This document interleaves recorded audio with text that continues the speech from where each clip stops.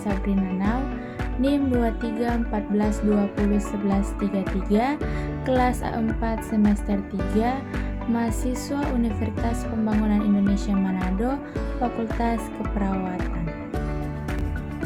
Tujuan saya membuat video ini yaitu sebagai pemenuhan ujian tengah semester dari mata kuliah Bahasa Jepang oleh dosen pengampu Ner Evan Ampau, SPD.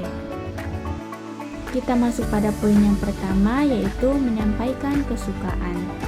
Dalam bahasa Jepang, suka adalah suki, sedangkan tidak suka adalah suki ja arimasen. Kita masuk pada contoh yang pertama, yaitu kata suka. Saya suka coklat, berarti chokoreto ga suki desu. Contoh yang keduanya, misalnya saya suka musik, berarti ongaku ga suki desu. Kita masuk pada contoh kalimat yang kedua, yaitu kata tidak suka. Contoh yang pertama, misalnya saya tidak suka matcha, berarti matcha wa suki ja arimasen. Pada contoh yang kedua, misalnya saya tidak suka alpukat, berarti avocado wa suki ja arimasen. Kita masuk pada materi yang selanjutnya, yaitu menyatakan hobi.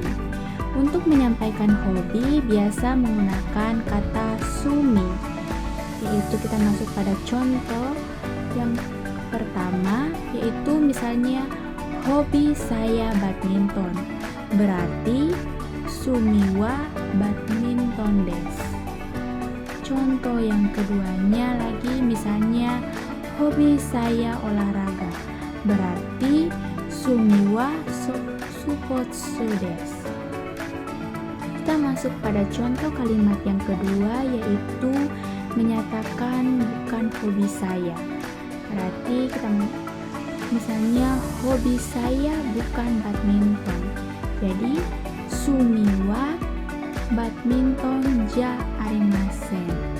Begitupun pada contoh yang kedua, misalnya hobi saya bukan olahraga, berarti sumi wa supotsu ja arimasen.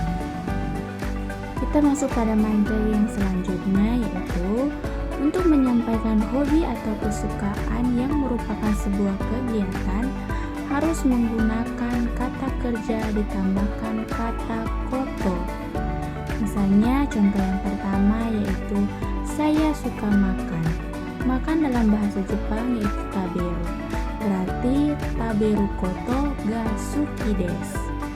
Contoh yang kedua, misalnya saya suka jogging, berarti jogging koto ga suki desu. Kita masuk pada contoh yang kedua, yaitu menyatakan hobi. Berarti misalnya hobi saya tidur, sumi wa neru koto desu. Itu pun pada contoh yang kedua, yaitu misalnya hobi saya jogging, berarti sumi wa jogging koto desu.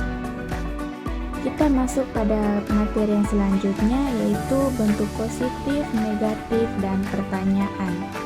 Untuk bentuk positif di akhir kata ditambah des, sedangkan negatif di akhir kata ditambah ja arimasen, dan untuk kata tanya di akhir kata ditambah deska. Kita masuk pada contoh bentuk positif yang pertama, yaitu misalnya saya Karin, berarti watashi wa Karin desu. Bentuk kata positif yang kedua, misalnya ayah saya, berarti watashi no chichi desu. Masuk yang berikutnya, yaitu contoh bentuk kata negatif. Yang pertama, misalnya saya bukan Karin, berarti watashi wa Karin ja arimasen. Kita masuk pada contoh yang kedua dari kata negatif, yaitu misalnya bukan ayah saya, berarti watashi no chichi ja arimasen. Kita masuk pada contoh bentuk kata tanya. Yang pertama, apakah saya Karin? Watashi wa Karin-san desu ka?